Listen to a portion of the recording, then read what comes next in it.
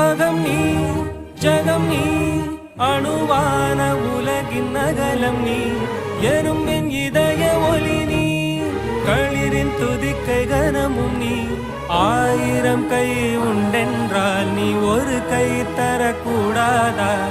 ஈராயிரம் கண் கொண்டாய் உன் ஒரு கண் என்னை பாராதா